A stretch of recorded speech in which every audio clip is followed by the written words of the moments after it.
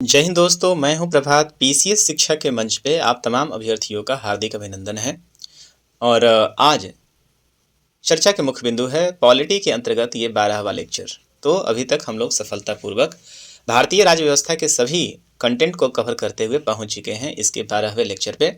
और 12वें लेक्चर पे आज हम आपके लिए चर्चा करने वाले हैं केंद्र शासित प्रदेश एवं राज्यों के उद्भव के बारे में। हम आपको भाग 1 तक लेकर आ गए हैं और संविधान के भाग 1 की हम चर्चा यहाँ कर रहे हैं। भाग 1 में इसके पहले के लेक्चर में हमने अनुच्छेद 1 से लेकर 4 के बीच में चर्चा किया था।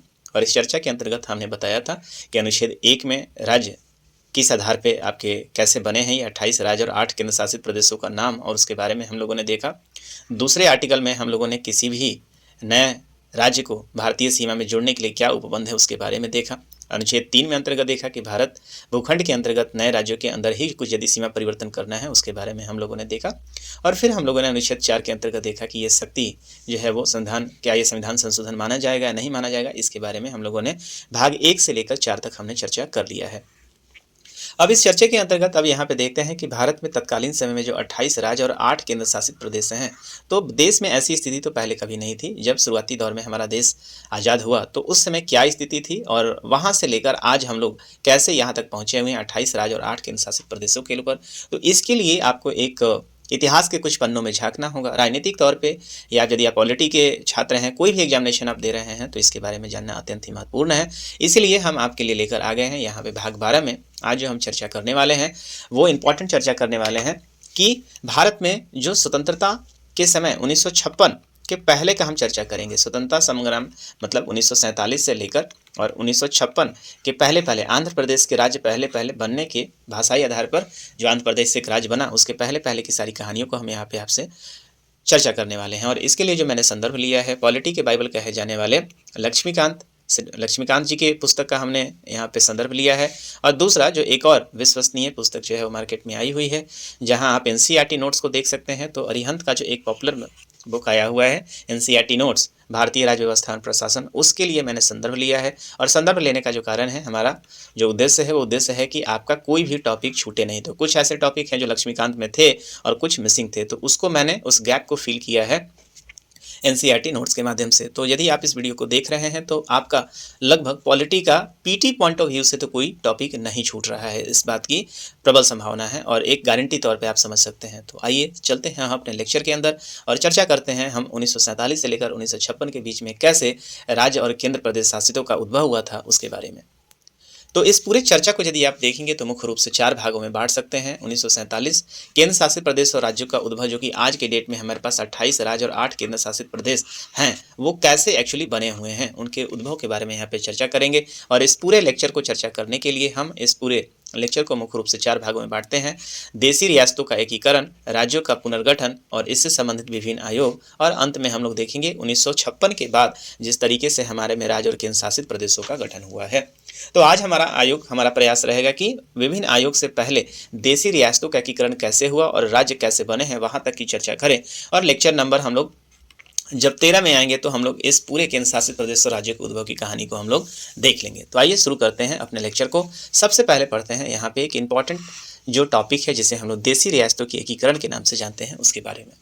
आपको याद आ रहा होगा कि जब देश हमारा आज़ाद हुआ 1947 भारत सरकार अधिनियम 1947 जब आया तो उसके अंतर्गत अब सरकार जो ब्रिटिश सरकार थी वो आपको पता है कि नियति जो है वो ब्रिटिश सरकार की साफ नहीं थी। आज़ादी के समय भारत में राजनीतिक इकाइयाँ मुख्य रूप से 2 श्रेणियों में बटी हुई थी। जो भी राजनीतिक इकाई थी वो मुख्य रूप से 2 श्रेणी थी। एक तरफ थे ब्रिटिश प्रांत जो कि ब्रिटिश सरकार के शासन के अधीन सीधे काम कर रही थी, और दूसरी तरफ जो है वो देशी रियासतें थी। देशी रियासतें आपको इसलिए थी क्योंकि आपको याद आ रहा होगा कि जब सन 1857 का जो सिपाही विद्रोह हुआ था उस सिपाही विद्रोह के अंतर्गत ये देशी रियासतें थी जिनके हेल्प से जो है वो ब्रिटिश सरकार बच गई थी। और ब्रिटिश सरकार इसको संभालने के लिए, भारत में अपने आप को सुरक्षित करने के लिए, इसके बाद रजवाड़ों को उन्होंने डिस्टर्ब करना बंद कर दिया और उन्हें देशी रियासतों का जो है वो टैग देकर सुरक्षित रखा गया था। यही कारण था कि भारत में 2 तरीके के जो इकाइयाँ विद्यमान थी। एक ऐसी इकाइयाँ थी जो मुख्य रूप से ब्रिटिश प्रांत के अंतर्गत सीधे थी और दूसरी तरफ जो थी वो देशी रियासतें थी।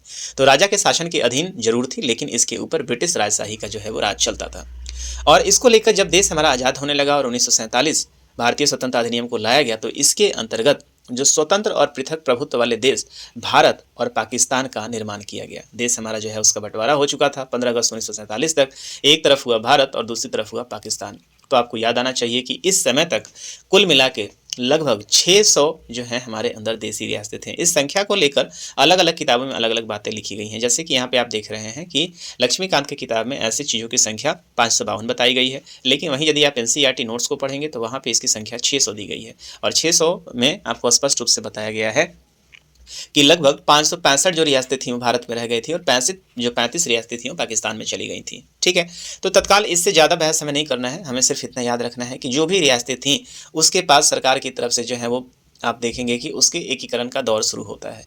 तो भारत की जो भौगोलिक सीमाएं थी उसमें स्वतंत्र है और 552 देसी रियासतें जो भी यहाँ पे जो है जो दो भाग में जब देश बट गया तो उसके लिए जो रियासतें थी उनको कुछ ऑप्शंस दिए गए। ऑप्शंस यहाँ पे 3 दिए गए। 3 ऑप्शंस क्या क्या दिए गए, तो उस ऑप्शन के अंतर्गत क्या किया गया, उनको जो देसी रियासतें थी उसको ऑप्शन दिया गया कि या तो आप भारत में शामिल हो जाएं, या आप पाकिस्तान में शामिल हो जाएं, या आप क्या रह सकते हैं कि इंडिपेंडेंट रह सकते हैं।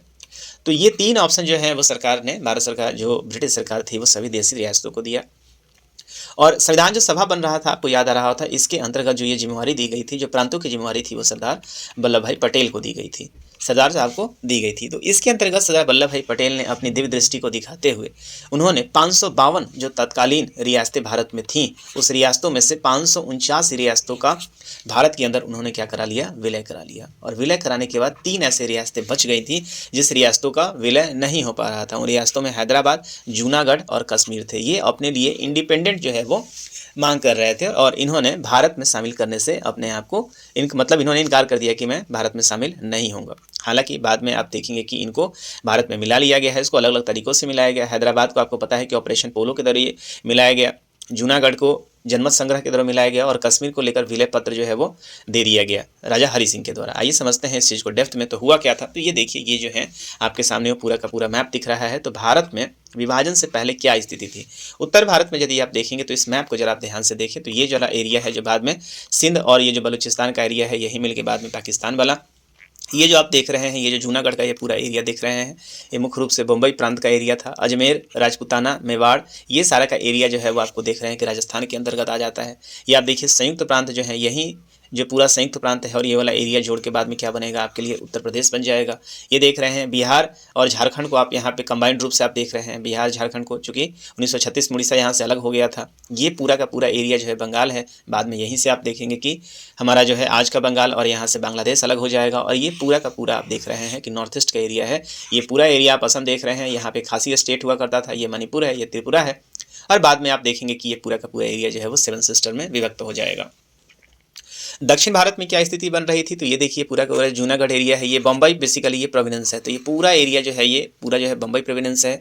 ये पूरा एरिया जो आप देख रहे हैं बाद में आप देखिएगा कि ये कर्नाटका का रूप ले लेगा, ये पूरा एरिया केरल का रूप ले लेगा बाद में, ये पूरा एरिया जो है तमिलनाडु का एरिया बन जाएगा जो कि तत्काल अभी मद्रास कहा जा रहा है। ये पूरा का पूरा एरिया जो है वो आंध्र प्रदेश का क्षेत्र है। और ये आप देख रहे हैं कि बीच का जो एरिया आप देख रहे हैं ये कुछ हद तक महाराष्ट्र का क्षेत्र बना रहेगा। तो ये जो है इस मैप को इसलिए देख रहे हैं, ये देखिए आप यहाँ पे ये वाला एरिया जो है वो अंडमान निकोबार है जो बाद में भारत का जो है हिस्सा एक आइलैंड के रूप में केंद्र शासित प्रदेश बनेगा। और श्रीलंका को उस समय सिलोन कहा जाता था, इस बात को भी आप याद रखेंगे। चलिए, नीचे का जो क्षेत्र था वो मद्रास प्रांत कहा जाता था। अब दो देशी रियासतों का एकीकरण किस तरीके से हुआ, तो जरा देखिए कि देशी रियासतों के शासकों को समझाने में सरदार वल्लभ भाई पटेल की महत्वपूर्ण भूमिका रही है और उन्होंने भारतीय संघ में शामिल करने के लिए लोगों को तैयार किया। और यही कारण है कि 31 अक्टूबर को उनके पुण्य जयंती पे हम लोग एकीकरण एकता दिवस मनाते हैं, इस बात को याद रखेंगे। सरदार पटेल के प्रयासों के परिणाम स्वरूप लगभग सभी जूनागढ़, हैदराबाद, जम्मू कश्मीर और मणिपुर को छोड़कर 15 अगस्त 1947 से पूर्व ही भारतीय संघ में ये सब जो है वो शामिल हो गए थे। इनके साथ एक अधिकारी भी हुआ करते थे जिनका नाम मेनन हुआ करता था। तो इनके बारे में भी कभी आपको मौका मिले तो निश्चित रूप से जाके कभी डॉक्यूमेंट्री देखें इसके लिए ऊपर। और उनकी सीमाएं जो है वो स्वतंत्र भारत से जुड़ती थी, चूंकि ये भारत संघ के अंतर्गत थी और ये अपने आप को स्वतंत्र रखना चाहती थी। तो निश्चित रूप से एक समस्या का विषय तो था ही। तो भारत में शामिल होने के लिए देशी रियासत जितने भी थे उनके द्वारा शासकों के विलय के लिए एक सहमति पत्र, जिसको हम इंस्ट्रूमेंट ऑफ एक्सेशन के नाम से जानते हैं, इन सबों ने हस्ताक्षर कर दिया और इसी के द्वारा जो है भारत एक संघ के रूप में जन्म लेता है। भारत क्षेत्रों की जो रियासतें थीं जिसमें जूनागढ़, हैदराबाद, जम्मू कश्मीर और मणिपुर को भारत में विलय कराने में कठिनाइयों का सामना करना पड़ रहा था। तो इसको अलग-अलग तरीके से इसमें क्या किया गया, भारत में शामिल कराया गया, उसके बारे में भी कहानी हम देख लेते हैं। तो जूनागढ़ जो रियासत था भारत में विलय के लिए जनमत संग्रह के आधार पर किया गया था और प्रमुख देशी रियासतों के बारे में और आप देखते हैं। चलिए देखते हैं क्या हुआ है। सबसे पहले चर्चा करते हैं जूनागढ़ की। ये जूनागढ़ जो 3 मैंने बताया कि 552 में से जो है वो 549 जो राज्य हैं वो तो शामिल हो गए थे। इसमें से 3 जो हैं वो बच गए थे। 3 क्या 4 आप इसमें से कह लीजिए, मणिपुर को भी यदि आप जोड़ लेते हैं। तो 3 बचने के कारण अब यहाँ पे हमारे पास क्या स्थिति बन रही है। तो पहला देखते हैं जूनागढ़। तो उस समय का जो जूनागढ़ जो स्थिति है भारत का, जो ये आप देख रहे हैं आज के डेट का जो सौराष्ट्र वाला एरिया आप देख रहे हैं, रन ऑफ कच्छ देख रहे हैं, जो बाद में ये गुजरात का हिस्सा बन जाता है। तो ये एरिया जो है जूनागढ़ प्रोविंस के रूप में जाना जाता था। तो जूनागढ़ प्रोविंस जो है एक देसी रियासत थी जो पाकिस्तान से मुख्य रूप से जुड़ा हुआ था। 15 अगस्त 1947 के बाद जूनागढ़ के जो शासक थे उनका नाम था महाबत खान। और महाबत खान चूंकि मुस्लिम थे और यहाँ की जो आबादी थी ये पूरी की पूरी आबादी जो है मुख्य रूप से क्या थी, तो वो याद आ रहा होगा कि ये जो है पूरी हिंदू आबादी थी ऐसे क्षेत्र में। जबकि जो इसके शासक थे वो महाबत खान मुस्लिम थे। तो ये इनका जो रुझान था, ये चाहते थे कि मैं क्या हूँ, पाकिस्तान में मिल जाऊँ। जबकि जो यहाँ की हिंदू आबादी थी वो भारत के साथ विलय कराना चाहती थी। इसी चीज़ों को लेकर, विवाद को लेकर बाद में 9 नवंबर 1947 को जूनागढ़ रियासत में उसको देख के क्या हो गया, विलय करा दिया गया। जनता के कारण जो है, जनता के चाहने पे इसका विलय कराया गया और इसके लिए जो तरीका अपनाया गया था वो जनमत संग्रह अपनाया गया था। फरवरी 1948 में जूनागढ़ में क्या हुआ था, जनमत संग्रह हुआ था। और इस जनमत संग्रह में आपको जानकर आश्चर्य होगा कि केवल लाखों की जनसंख्या में केवल 91 ऐसे लोग हुए जो पाकिस्तान के पक्ष में अपने आप को मत दे रहे थे। तो निश्चित रूप से वो 91 जो लोग थे वो यही राजशाही परिवार के ही थे, इसके अलावा कोई भी। तो यह स्पष्ट हो गया कि जूनागढ़ जो है इसको भारत के साथ विलय कराने में कोई समस्या नहीं है। और इस तरीके से जो जूनागढ़ है वो भारत के साथ विलय करा दिया जाता है और ये मुख्य रूप से आप देखेंगे कि ये मुंबई प्रोविंस का जो है वो हिस्सा बनता है। आगे देखते हैं हैदराबाद जो स्थिति है। हैदराबाद जो है ये मुख्य भारत से सटा, मतलब बिल्कुल ही मध्य भारत आप कह सकते हैं। तो ये मध्य भारत का जो क्षेत्र है ये आप देख रहे हैं, ये दक्षिण भारत में मद्रास प्रोविंस के ऊपर आप देखिएगा हैदराबाद का जो है वो लोकेशन था, जो कि मध्य भारत के नीचे और मद्रास प्रोविंस के ऊपर आप देख सकते हैं ये हैदराबाद था। हैदराबाद में शासक को निजाम कहा जाता था और निजाम जो है नवंबर 1947 में भारत के साथ पुनः स्थिति रखने के लिए एक समझौता 1 वर्ष के लिए इन्होंने कहा था। तो जब सरदार वल्लभ भाई पटेल इनके पास पहुंचे और उन्होंने विलय की बात कही तो इन्होंने अपनी स्थिति को स्पष्ट कर दिया कि मैं जो है विलय नहीं करना चाहता हूं। मुख्य रूप से इनका रुझान जो है वो पाकिस्तान की तरफ जाने के लिए था। ऐसे केस में 1 साल तक जो है ये मुद्दा ऐसे ही दबा रहा। और इस समझौते के कारण निजाम ने जो क्या किया, वहाँ पे अलग अलग तरह के प्रपंच करने शुरू कर दिए, सेना इकट्ठा करना शुरू कर दिया, वेपन्स देना शुरू कर दिया। वहाँ पे क्या हो गया, लोगों पे अत्याचार करना शुरू कर दिया और उसके दमनकारी शासन के विरुद्ध अंततः लोगों ने क्या कर दिया, वहाँ पे आंदोलन शुरू कर दिया। और आंदोलन को दबाने के लिए अब सरकार क्या करती है, अपने ही लोगों को दबाने के लिए वहाँ पे अर्धसैनिक बलों ने वहाँ पे क्या कर दी, एक तरह से आप बांग्लादेश में जिस तरीके से एक समय हुआ था वैसी स्थिति बन गई थी यहाँ पे। ऐसी स्थिति में भारत सरकार ने क्या किया, वहाँ पे चूंकि भारत सरकार के संघ के अंदर एक जगह था, ऐसे में भारत सरकार चुप नहीं रह सकती थी। इसीलिए सरकार ने क्या किया, वहाँ पे एक ऑपरेशन पोलो लॉन्च किया। इस बात को आप याद रखिएगा, ऑपरेशन पोलो को 13 से 17 सितंबर 1948 को लॉन्च किया गया था। और चंद ही घंटों में मिलिट्री ऑपरेशन के द्वारा भारत ने अपनी मिलिट्री को यहाँ पे उतारी और यहाँ पे लूटपाट मचाई जा रही, हत्या बलात्कार वाले जितने भी चीज़ थे उन सबको शांत कर दिया। और अंत में जो है हैदराबाद को यहाँ पे क्या कर दिया गया, एनेक्स कर दिया गया और हैदराबाद का भारत में विलय हो गया। वर्ष 1948 में अंततः देखेंगे कि हैदराबाद भारत में विलय हो गया इसका। और ये एक आप देखेंगे कि आंध्र प्रदेश के रूप में सामने आपको नजर आएगा। ये हैदराबाद आंध्र प्रदेश की उसमें राजधानी थी, बाद में इस हैदराबाद का भी विभाजन होगा और ये हैदराबाद से तेलंगाना निकल जाएगा। चलिए, तो ये रही हैदराबाद की कहानी। आगे देखते हैं हम लोग जम्मू कश्मीर के बारे में क्या कहानी था। जम्मू कश्मीर जो सबसे ज़्यादा विवादित था, क्योंकि जम्मू कश्मीर का जो एरिया था इसके विलय का जो जिम्मेवारी था पंडित जवाहरलाल नेहरू ने लिया था। जवाहरलाल नेहरू ने इसके लिए लिया था। और यहाँ पे जो राजा थे, राजा हरि सिंह थे। तो रियासत जब 1947 का समय था, देश आज़ाद हो गया और इसको पाकिस्तान जो है किसी हालत में इसको अपनाना चाह रही थी। जबकि यहाँ के जो शासक थे वो हिंदू थे, जो कि राजा हरि सिंह थे, और वो पाकिस्तान के साथ विलय नहीं चाहते थे। और यहाँ पे स्थिति जूनागढ़ के विपरीत थी। यहाँ जो अधिकांशतः जनसंख्या थी वो मुस्लिम की थी और इस आधार पर पाकिस्तान इसका मांग कर रही थी। एक समय ऐसा लगा, पाकिस्तान को ऐसा लगा कि भारत जो है वो, ये जो राजा हरि सिंह है, अपने आप को भारत में विलय करा देगा। और यही कारण है कि वहाँ पे क्या है, कबेली के रूप में वहाँ पे कुछ सेना को भेज दिया गया।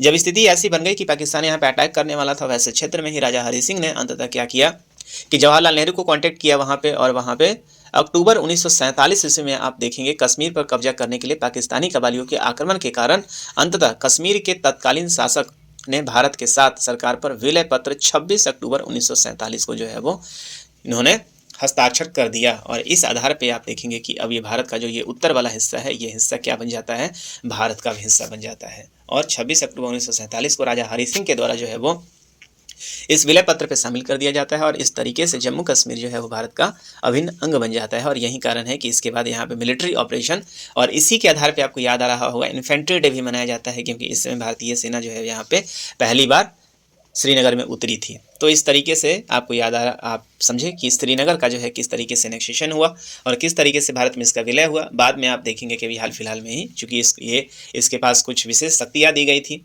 और हाल फिलहाल में ही 2019 में एक अधिनियम के माध्यम से जम्मू कश्मीर को अब भारत का जो है विशेष प्रावधान समाप्त कर दिया गया है। आर्टिकल 37A, आर्टिकल 370 को समाप्त कर दिया गया और भारत को 2019 में आप देखेंगे कि अब जम्मू कश्मीर जो है वो भारत का हिस्सा बना और इस जम्मू कश्मीर को भी 2 यूटी में बांट दिया गया, जो कि जम्मू कश्मीर और लद्दाख के रूप से जानते हैं। इसके बारे में हम आगे चर्चा करेंगे। एक और इंटरेस्टिंग कहानी है यहाँ पे मणिपुर के रूप में। आपको पता है मणिपुर जो है वो भारत का क्या है, उत्तर पूर्वी राज्य है और ये आप देख सकते हैं ये असम के बगल का ये पूरा क्षेत्र था। तो मणिपुर रियासत के जो शासक हुआ करते थे महाराजा बोधचंद्र सिंह इनका नाम था और स्वतंत्रता से पहले भारतीय संघ में अपनी रियासत के लिए विलय में एक सहमति पत्र पर इन्होंने हस्ताक्षर किया, जिसके बदले में उन्हें मणिपुर में आंतरिक स्वायत्तता बनाए रखने का आश्वासन दिया गया था।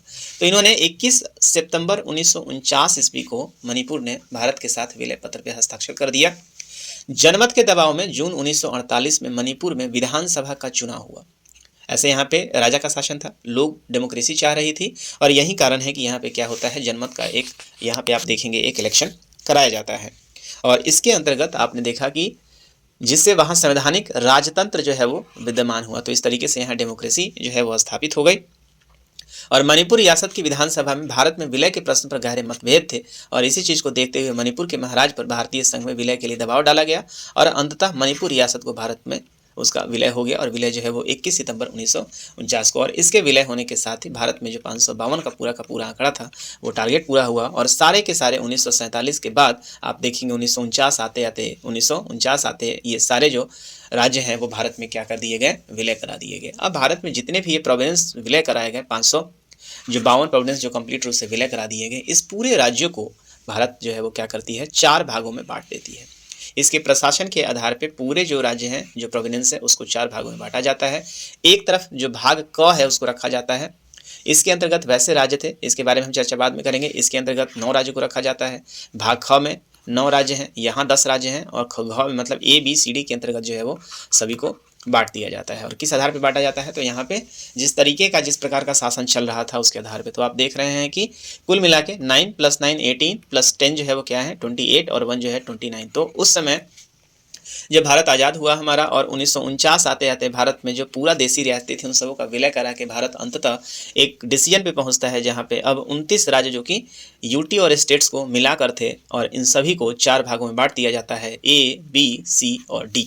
इसके बारे में हम लोग विस्तृत चर्चा करेंगे और इसके बारे में सबसे पहले हम लोग चर्चा करते हैं कि राज्यों का जो वर्गीकरण हुआ और जो भाग ए है वो किस आधार पे हुआ। तो भाग ए के अंतर्गत कुल मिला के 9 राज्यों को रखा गया था और ये 9 राज्यों को जो है किस आधार पे रखा गया, तो ये ऐसे राज्य थे जो ब्रिटिश भारत में पूर्व राज्यपालों के प्रांत में थे। यहाँ पे विधायिका जो है ऑलरेडी काम कर रही थी और इसके अंतर्गत राज्यपाल पहले से विद्यमान थे।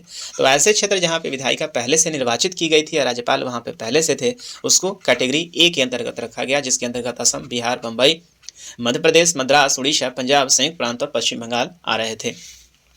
दूसरी तरफ जो रहा वो भाग बी रहा। भाग बी में क्या स्थिति थी, तो भाग बी में आप देखेंगे यहाँ पे भी विधायिका जरूर थी, विधायिका यहाँ पे जरूर थी, लेकिन राज प्रमुख की नियुक्ति भारत के राष्ट्रपति के द्वारा की जाती थी। और भाग ख में प्रमुख यहाँ पे क्या बताया गया है कि ऐसे राज्य पूर्व रियासतों के संघ थे तथा एक राज प्रमुख द्वारा शासित होते थे। तो एक तरह से यूटी टाइप का आप स्थिति समझ सकते हैं। और भाग ख के अंतर्गत जो है मतलब बी के अंतर्गत भी 9 राज्यों को रखा गया था, जिसके अंतर्गत जो रिसेंट जहाँ पे राज प्रमुख हुआ करते थे, तो हैदराबाद जहाँ पे राजा थे, ऑलरेडी यहाँ पे राजा थे लेकिन वो क्या है विलय कर गए थे। हैदराबाद, जम्मू कश्मीर, मध्य भारत, मैसूर, पटियाला जो पेप्सू कहलाता था, राजस्थान, सौराष्ट्र, त्रावणकोर और विंध्य प्रदेश। तो ये 9 जो है वो पार्ट बी का हिस्सा हो गए।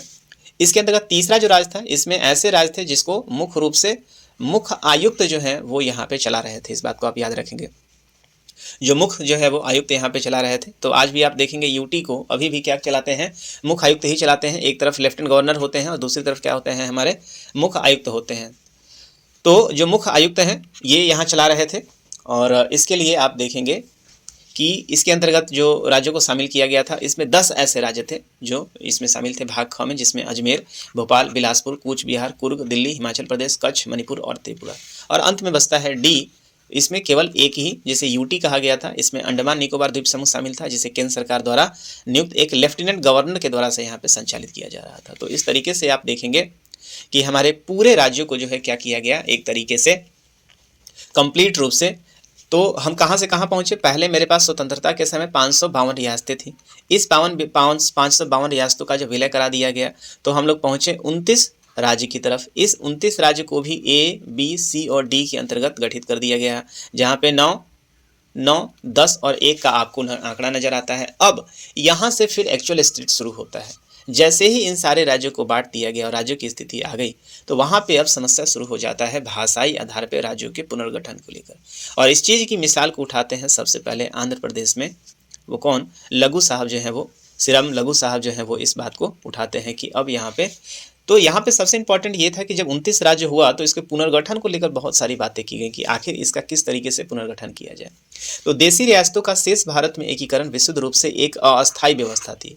ये हो गई थी, लेकिन ये एक अस्थायी व्यवस्था थी। और इस देश में विभिन्न भागों, विशेष रूप से दक्षिण से मांग उठने लगी कि राज्यों का भाषा के आधार पर क्या हो, पुनर्गठन हो। जून 1948 में भारत सरकार ने इस बात का चर्चा करने के लिए कि क्या भाषा के आधार पर, चूंकि भारत विविधताओं का देश था, यहाँ पे हर कदम पे ही भाषा बदल जाती है, तो ऐसे क्षेत्र में सरकार ने एक कमेटी को गठित की और उस कमेटी ने 1948 में इस कमेटी की गठन किया गया। और कमेटी का गठन 2 तरीके से किया गया। एक तरफ जो है वो धर कमेटी को जो है गठित किया गया, एसके धर कमेटी थी, जो भाषाई प्रांत आयोग की गठन किया गया।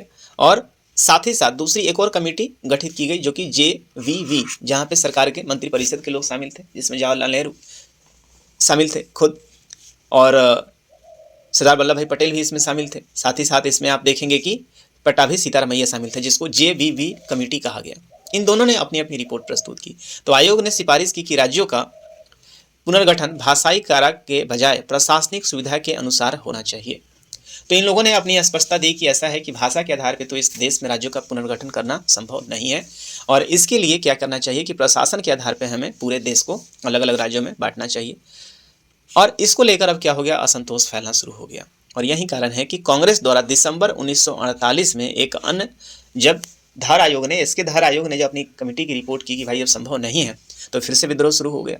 और इसके कारण एक बार फिर से सरकार ने खुद जवाहरलाल नेहरू, वल्लभ भाई पटेल और पट्टाभी सीतारामैया, मतलब खुद प्रधानमंत्री, गृह मंत्री खुद इस कमेटी के हिस्सा थे, उन्होंने भी इस चीज़ को टटोलने का प्रयास किया कि क्या ये संभव है। और अंततः उन्होंने भी अपनी रिपोर्ट अप्रैल 1949 में पेश कर दी, और पेश करके इस बात को स्पष्ट रूप से कहा कि ये संभव नहीं है और भाषा आधार पर जो है हमारा गठन नहीं किया जा सकता है। और अंततः आप देखेंगे कि इस चीज़ को क्या किया गया, रोका गया और कहा गया कि नहीं, भाषा के आधार पर अभी हमारे देश में राज्यों का पुनर्गठन करना संभव नहीं है। जैसे ही ये बात सरकार के खुद समिति के द्वारा इसको डिक्लेयर कर दिया गया, वैसे ही अब विरोध के जो है चिंगारी वो उठने लगे। और विरोध के चिंगारी को सबसे ज़्यादा रूप दिया आंध्र प्रदेश ने, तत्कालीन आंध्र प्रदेश ने। और आंध्र प्रदेश का जो एरिया था, जो आपने देखा कि ये हैदराबाद वाला एरिया था, उस क्षेत्र में आप देखेंगे कि मुख्य रूप से कन्नड़, यहाँ पे जितने भी तेलुगु लोग थे, उनके द्वारा क्या किया गया, अब यहाँ पे एक आंदोलन शुरू कर दिया गया। और उस आंदोलन में सबसे ज़्यादा जो प्रमुख भूमिका में थे, उसमें क्या है, श्री लघु साहब थे, जिनके बारे में हम आगे पढ़ेंगे। इन्होंने भाषाई आधार पर आंध्र प्रदेश से एक अलग राज्य बनाने के लिए आंदोलन शुरू कर दिया। और ये आंदोलन इतना ज़्यादा तूल पकड़ लिया कि इन्होंने लगभग 60 दिनों के बाद इनकी मृत्यु हो जाती है, जिसके कारण सरकार को झुकना पड़ता है और आंध्र प्रदेश को 1953 ईस्वी में एक राज्य के रूप में गठित करना पड़ता है। और इस प्रकार से 1953 ईस्वी का जो समय था, भाषाई आधार पर गठित होने वाला पहला राज्य जो बन जाता है वो आंध्र प्रदेश बन जाता है। और आंध्र प्रदेश के बाद अब ये सारे पूरे भारत में फैल जाता है और सरकार को अब मजबूर होना पड़ता है कि पूरे ही राज्य को अब यहाँ से क्या करना है, हमें भाषाई आधार पर गठित करना होगा। तो यहाँ से राज्यों के पुनर्गठन की स्थिति का रास्ता साफ हो जाता है। सरकार यहाँ से कई सारी कमेटियों को बैठाती है। अंत में फजल अली का रिपोर्ट आता है, जिसके आधार पर पूरे देश का जो है क्या कर दिया जाता है, राज्यों का पुनर्गठन किया जाता है। तो इसके बारे में हम अगले लेक्चर में देखेंगे। अपने लेक्चर नंबर 13 के अंतर्गत हम चर्चा करेंगे कि वो और कौन कौन से आयोग थे जिस आयोग ने फाइनली रिपोर्ट दिया, जिसके आधार पे फाइनल भारत के अंतर्गत 28 राज्य और 8 केंद्र शासित प्रदेश जो हैं वो आज अस्तित्व में हैं। इसकी पूरी कहानी हम लोग अगले लेक्चर में समझेंगे। तत्काल इस लेक्चर को हम लोग यहीं रहने देते हैं, चूँकि वीडियो काफ़ी लंबा होगा, और उम्मीद करते हैं कि आप इस चीज़ को सराह रहे हैं, आपको ये अच्छा लग रहा है। आपको इसमें लग रहा है कि कोई त्रुटि रह रही है, कोई टॉपिक छूट रहा है, तो निश्चित रूप से आप सभी हमें कमेंट बॉक्स में लिख कर बताएं, ताकि हम अपनी त्रुटियों में सुधार कर सकें और यदि कुछ कंटेंट छूट रहा है उसको भी साथ साथ ऐड कर सकें। तो इस वीडियो में आज के लिए इतने ही तक रहने देते हैं। हम आपसे मिलेंगे अपने अगले वीडियो में, दैट इज लेक्चर नंबर 13 में, और वहाँ पे हम लोग पूरे राज्यों के आधुनिक भारत के स्वतंत्रता के बाद की पूरी कहानी को हम लोग समझेंगे और समझेंगे कि यहाँ से जो अब 28 राज्य और 8 केंद्र शासित प्रदेश के बनने का क्या इतिहास रहा है। तो यहीं के लिए तत्काल लाभ रहने देते हैं। हमें दीजिए इजाज़त। हम मिलेंगे आपसे अगले वीडियो में। Stay tune. Signing off. This is Prabhat. और तब तक के लिए जय हिंद।